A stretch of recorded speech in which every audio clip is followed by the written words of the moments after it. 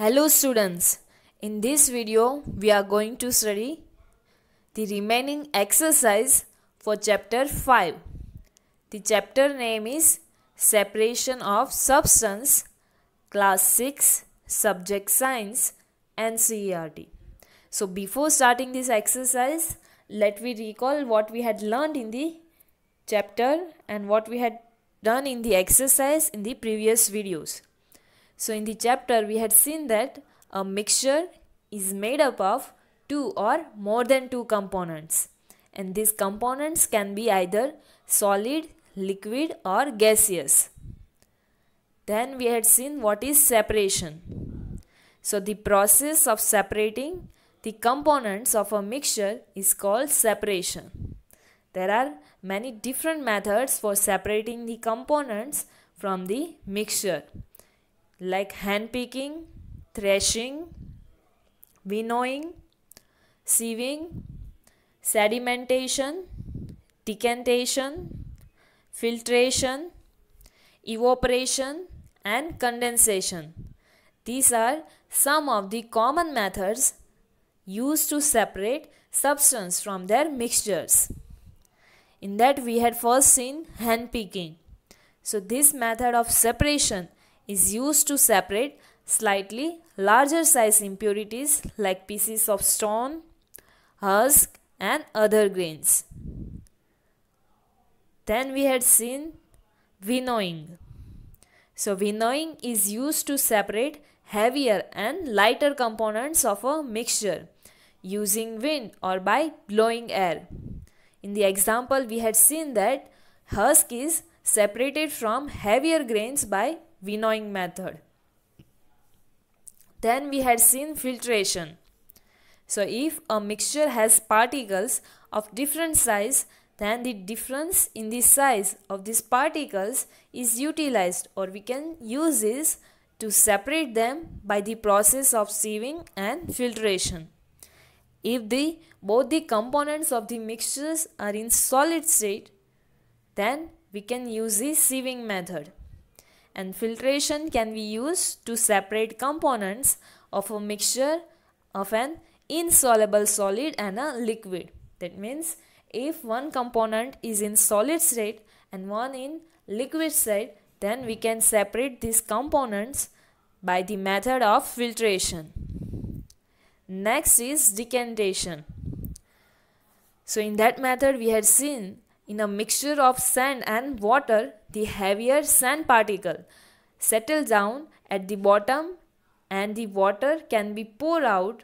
So this method of separating sand, that is heavier particles, and liquid, that is water, is known as the decantation.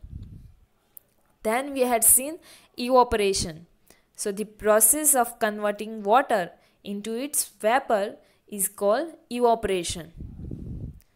Then after we had seen condensation. So the process of converting water vapor into its liquid form is called condensation. Then after we had seen what is saturated solution. So a solution is said to be saturated if it cannot dissolve more of the dissolved substance in it at the given temperature. If we are taking salt or sugar solution, then at a given temperature, if we cannot dissolve more amount of salt and sugar in its solution, then the solution is said to be saturated solution. Next, we had seen that how we can make this saturated solution. So for that, you have to pour half a cup of water in a beaker. Then after, you have to add 1 teaspoon of salt and mix it well until the salt dissolves completely. You have to repeat this process until you see that some salt remains undissolved and settles at the bottom of the beaker. And thus the solution is prepared is called a saturated solution. And on cooling, a saturated solution, the amount of substance that is dissolved in the solution is decreases and it settles at the bottom of the beaker again.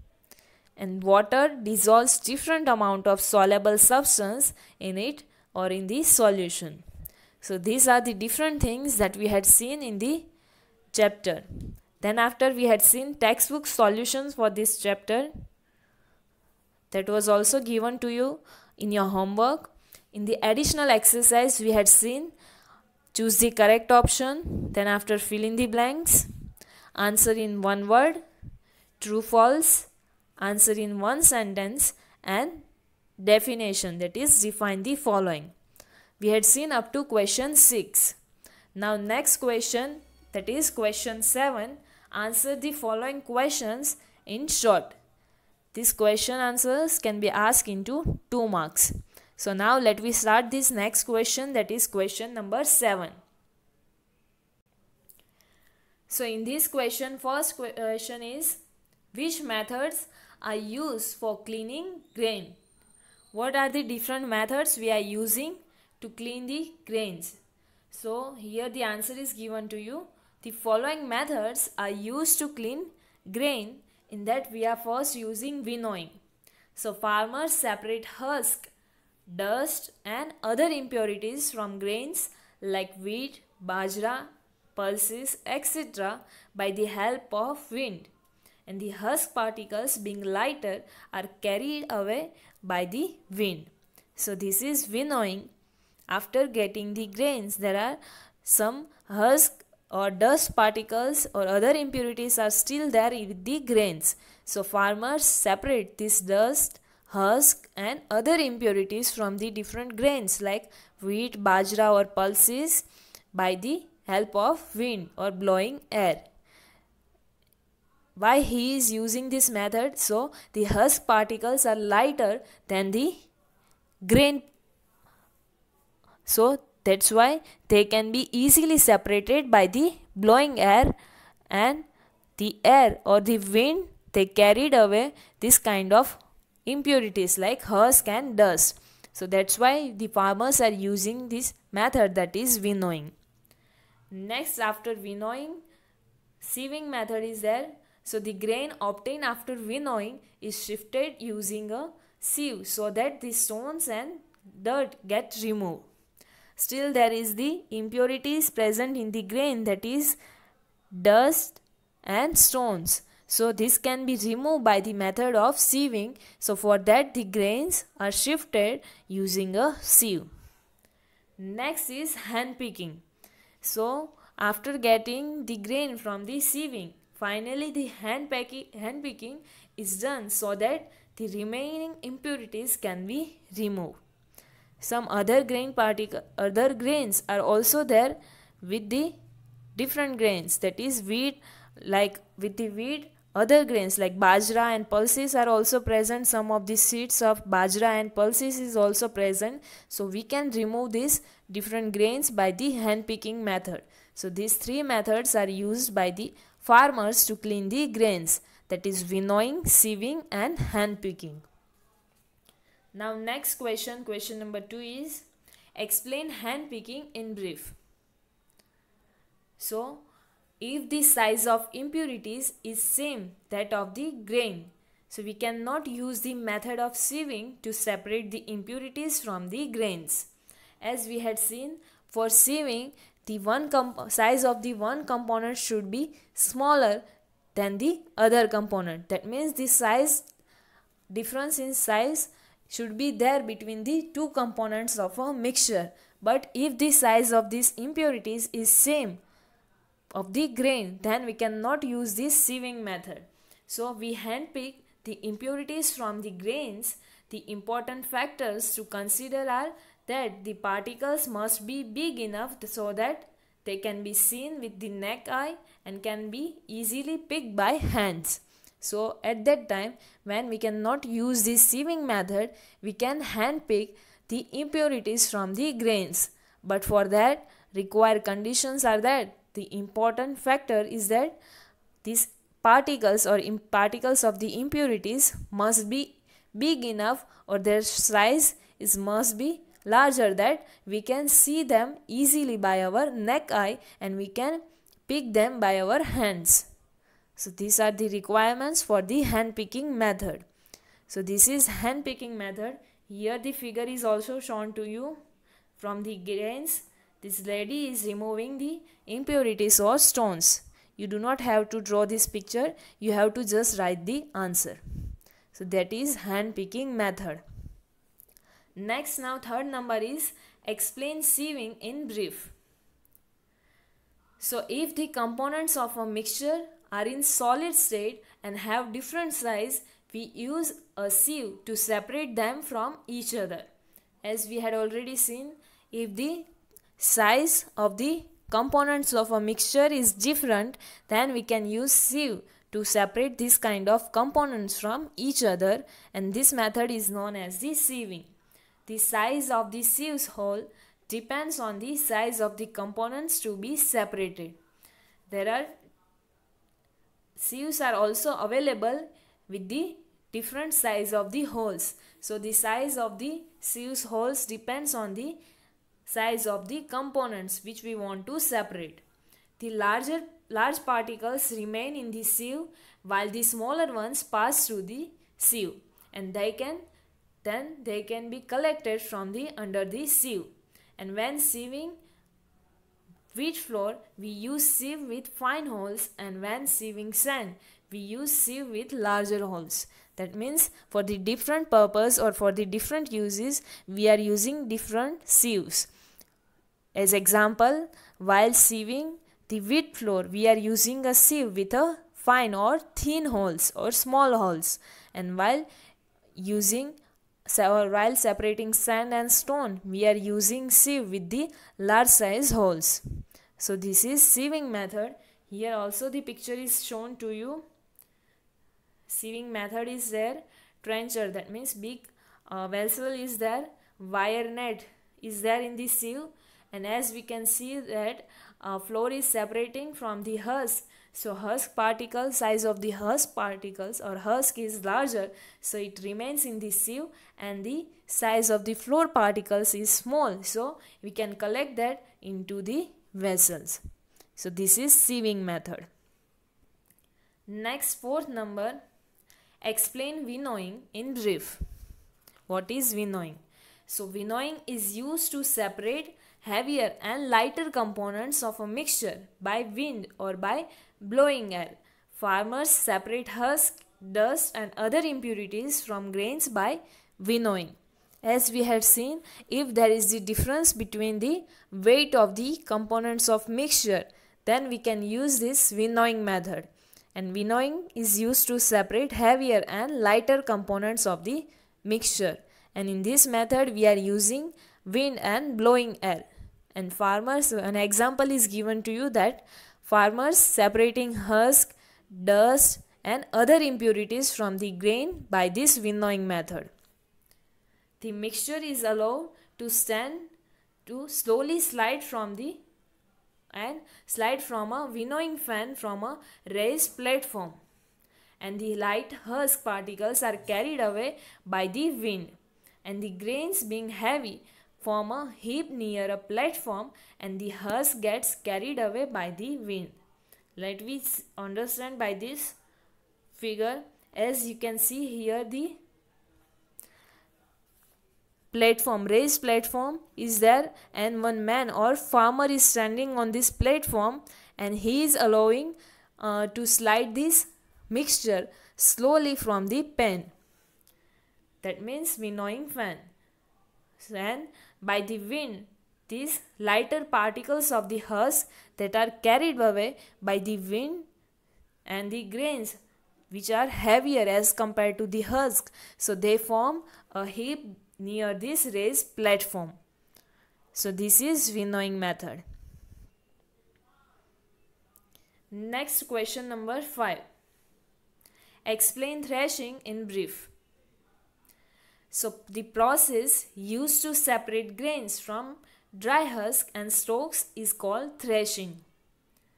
The process of separating grains from the husk and stalks is known as the threshing. And in this process, the stalks are beaten on a solid platform to free the grains from it, and nowadays machines called threshers are used to do this work. Here in the figure it is shown to you one man or farmer is beating these dry stalks on the harder or solid object, and he is getting here the grains. Here the heap of the grains is formed, and these are the dried stalks. So this is how we can get the grains from the dried husk or stalks by the method of threshing.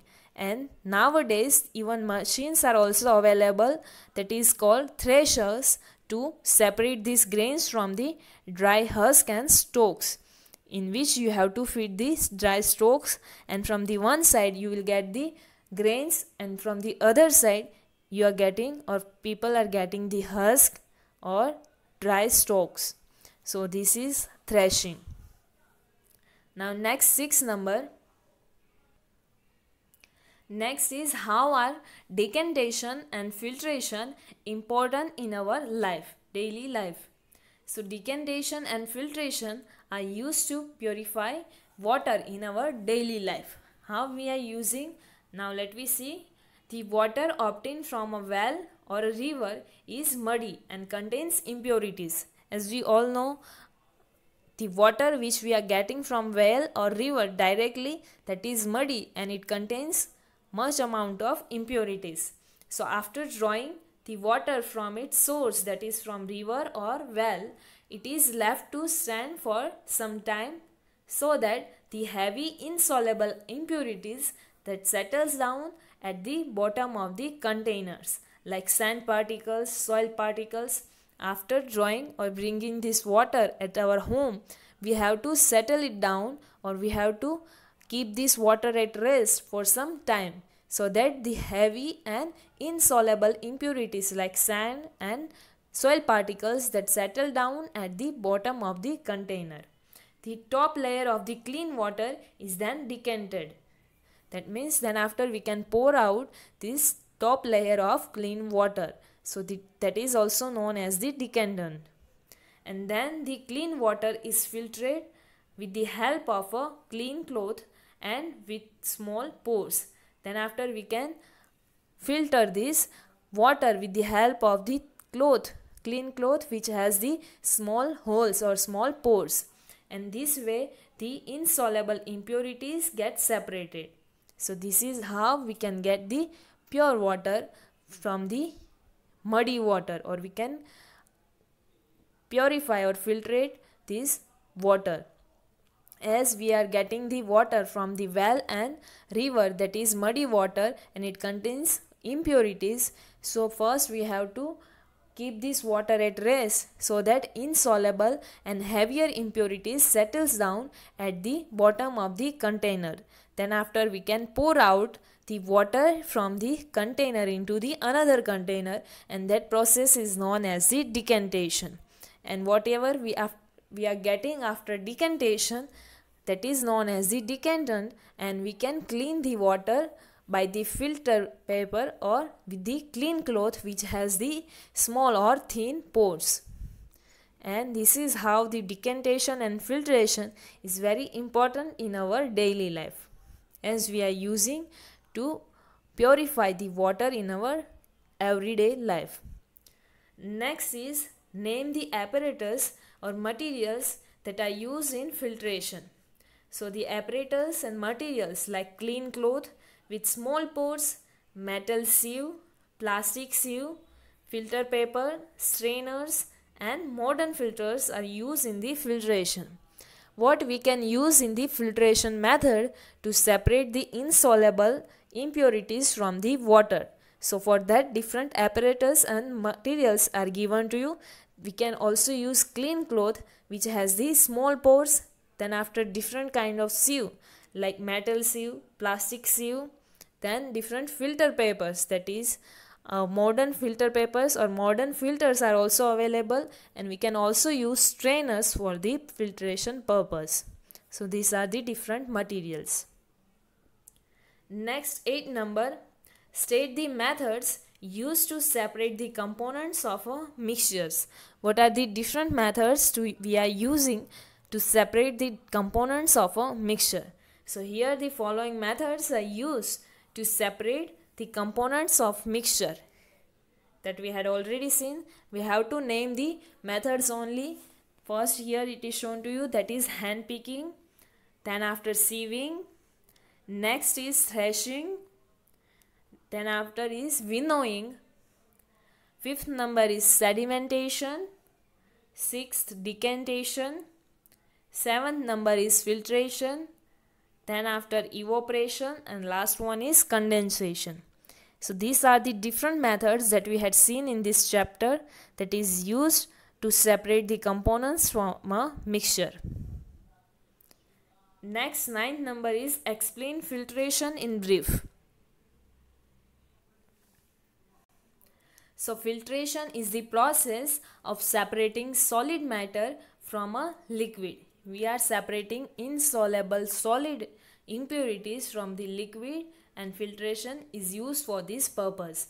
The mixture is passed through a filter paper or a piece cloth. Generally, water is cleaned by this process.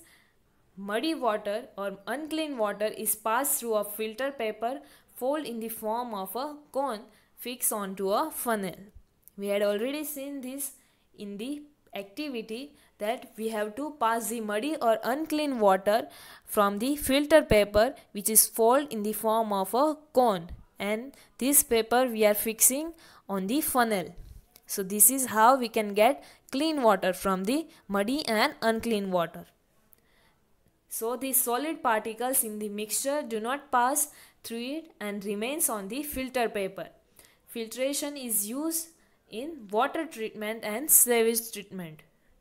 Through this method, the filter paper do not allow to pass the solid impurities through it, so that we can get these solid impurities on the filter paper, and below this we can get the clean water. So this method is used in the water treatment, that is to get the pure water, and in the sewage treatment. The examples are given to you here. The tea leaves are removed from tea by filtration. The freshly prepared tea is passed through a strainer. The solid tea leaves remains in the sieve, whereas liquid tea passes through and is collected in a cup. That we had seen in the starting of the chapter, that to separate the tea leaves from the liquid tea, we are passing this tea, or we are performing this filtration with the help of strainer. We are passing this tea through the strainer, so we can get the tea leaves on the strainer and the liquid tea that is passed through the strainer, and we can collect this, or these are collected in a cup. After filtering the fresh juice, seeds and fibers are removed from the juice. This can be also used to separate the seeds and fibers of the different fruits from the fruit juice. We are using this method. Here the figure is also shown to you. You have to draw this figure. Here the stand is there. Funnel is fixed in this stand. On the funnel we had placed the filter paper, which we are folding in the cone shape, and we have to pour the liquid on this filter paper, so we can get here clean water in the beaker, which is placed below the funnel.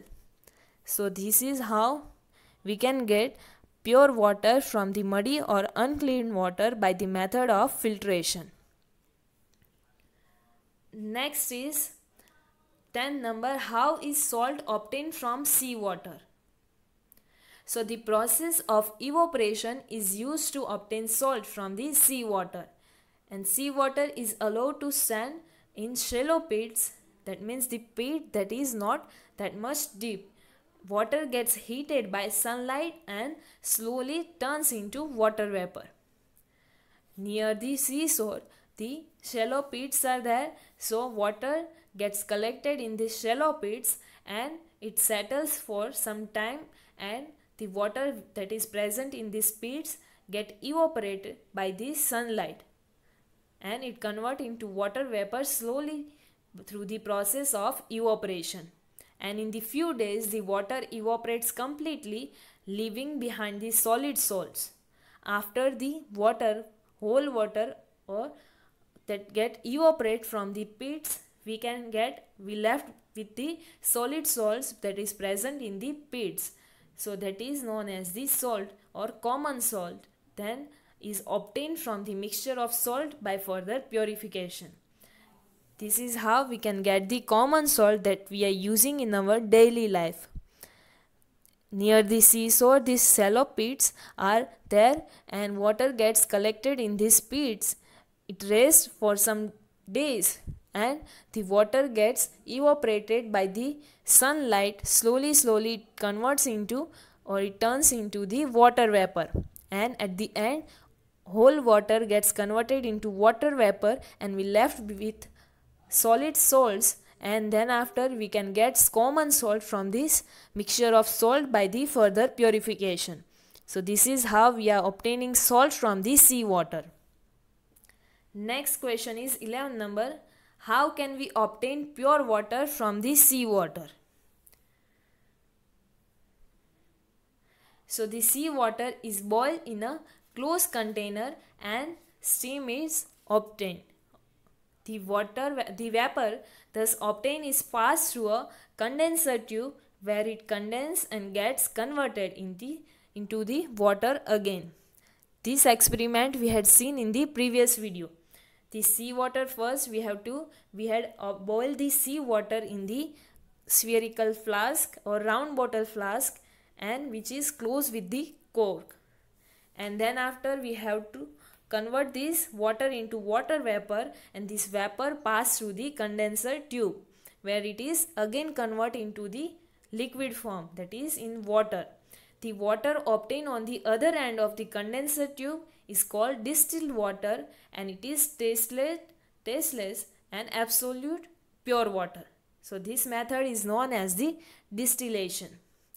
The water which we are getting after this process is known as the distilled water, and this process is known as the distillation.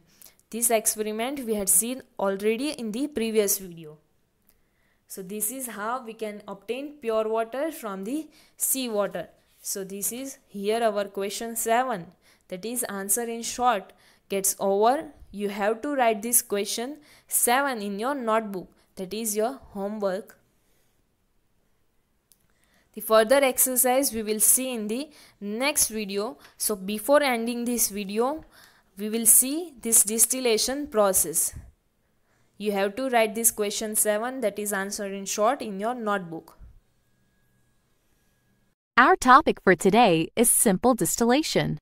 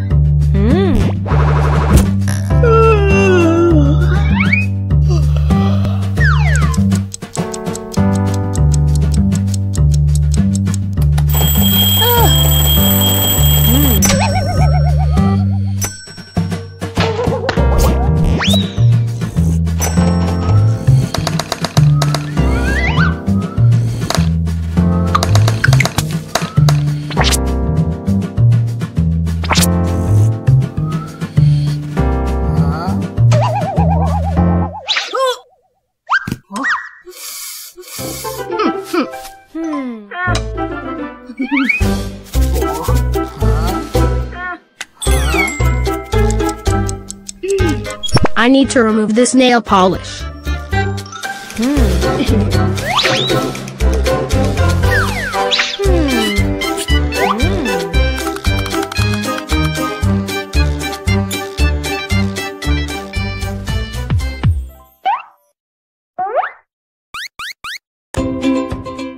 Nail polish can be removed by acetone.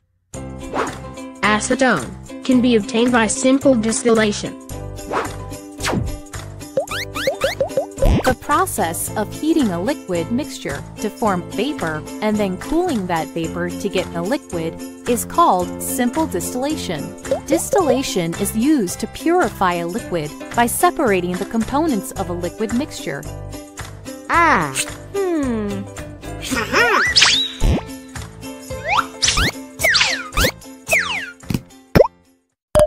let us perform an activity to understand simple distillation. Take a mixture of acetone and water in a distillation flask.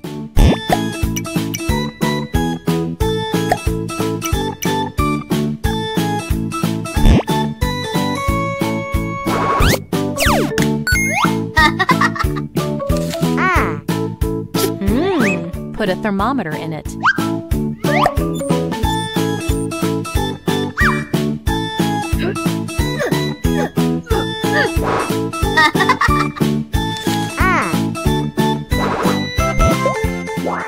Connect the flask to a water condenser.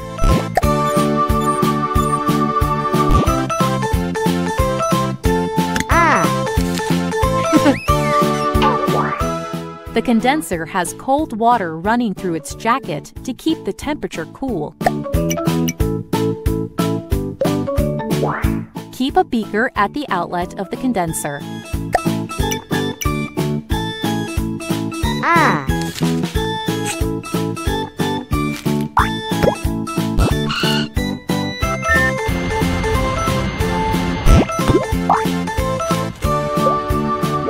Heat the mixture, keeping an eye on the thermometer.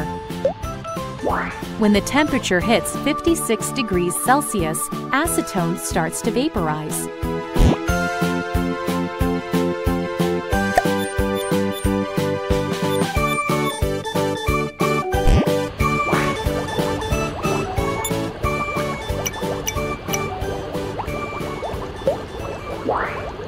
These vapors condense in the water condenser.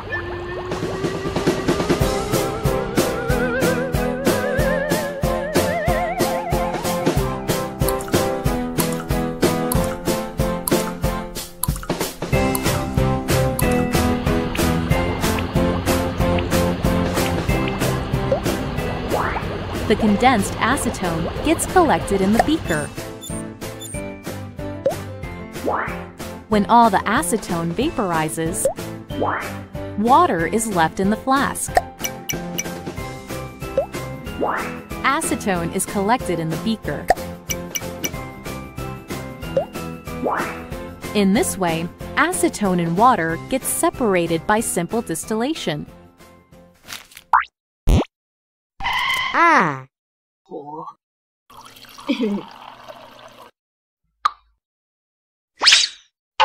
Huh?